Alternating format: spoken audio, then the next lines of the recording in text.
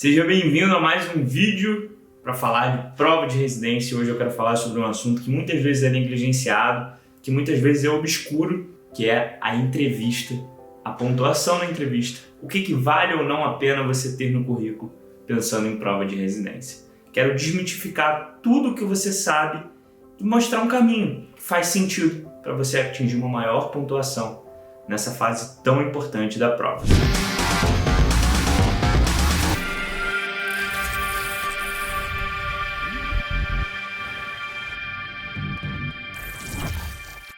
Para a gente começar a se situar sobre o assunto, é muito importante você entender que algumas provas de residência apenas exigem uma análise curricular / entrevista, tá?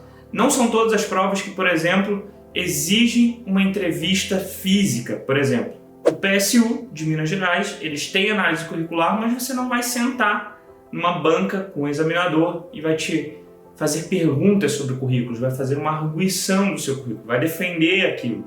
Não. E existem outros modelos de prova em que a análise curricular e a entrevista ocorrem no mesmo momento. Você imprime o seu currículo em caderno e leva no dia da sua prova. Eu separei aqui todas as provas, baseado em cada estado do país, que exigem análise de currículo. Porque toda entrevista tem análise de currículo, mas nem toda análise de currículo tem entrevista. Fez sentido? Então, anota aí quais são as provas que exigem análise curricular. Em São Paulo, pode colocar na tela, editor, USP, Unifesp, Santa Casa de Misericórdia de São Paulo, SCMSP, Einstein, Sírio-Libanês, FAMERP, Unesp, Unicamp, USP Ribeirão, PUC São Paulo. Essas são de São Paulo. Em Minas, PSU. No Rio, Hospital Adventista Silvestre, Hospital Universitário Vassouras, Faculdade de Medicina de Petrópolis, Rede D'Or. Distrito Federal, SES do Distrito Federal. Goiás, Hospital das Clínicas de Goiás e a SES Goiás. Pernambuco, SES Pernambuco. No Ceará, o SURSE, que é o Processo Unificado do Ceará. No Rio Grande do Sul, o Hospital das Clínicas de Porto Alegre, a Universidade Federal de Ciências da Saúde de Porto Alegre, / Santa Casa. E são essas as provas que exigem análise curricular. Sabendo disso, Bernardo, o processo, os critérios de avaliação são iguais para todas as provas? Não. Varia de acordo com cada um dos editais. Mas esse vídeo aqui eu quero te dar um apanhado geral do que você tem que saber sobre entrevistas e principalmente sobre análise curricular. Existem pontos em comuns que são comuns a 99% das provas, salvo raras exceções. E o que eu quero te mostrar é que muitas vezes você ficar ali bitolado com entrevista, principalmente se é seu ano de prova, principalmente se você tem coisas mais importantes para serem feitas, como fazer questões e aumentar seu percentual ali em 10, 20%, uma construção de currículo não deve ser o seu principal foco.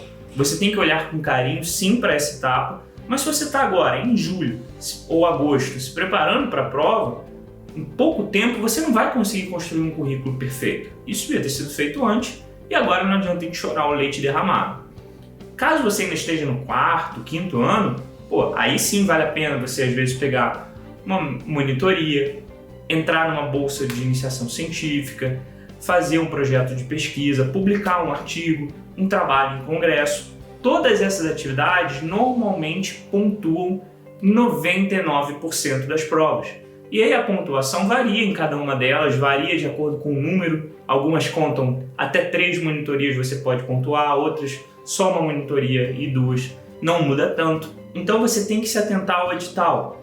Eu não sou a favor de você construir currículo na sua faculdade baseado em editais de provas de residência. Eu acho que você vai subaproveitar muitas oportunidades e também valorizar demais, às vezes, coisas que não agregam tanto. Mas se você estiver na dúvida do que escolher, do que focar no currículo, às vezes vale a pena você dar uma olhada nos editais de provas de residência, principalmente aquelas que você pensa em fazer e que incluem isso. E às vezes você está em dúvida entre uma ou outra atividade, e aí pode ser um critério de desempate aquela que pontua mais nas provas de residência. Tá? Uma outra coisa que é legal você saber que pontua em provas de residência, e que se você vai fazer prova esse ano, esquece, nem pensa nisso, mas se você ainda tem alguma distância, vale a pena, são certificações de inglês. Então, TOEFL, IELTS, Cambridge, todas essas normalmente pontuam nas provas de residência. algumas mais, outras menos, varia de acordo com a instituição, então também vale dar uma olhada nisso. Para quem vai fazer prova esse ano, eu acho que a dica de ouro, o ponto de currículo que vale a pena ainda ser feito e que exige pouco tempo e dá uma pontuação razoável, é o ACLS ou ATLS. O ACLS normalmente é mais universal, ele é mais aceito, e o ATLS, algumas instituições, por exemplo, consideram para a área cirúrgica.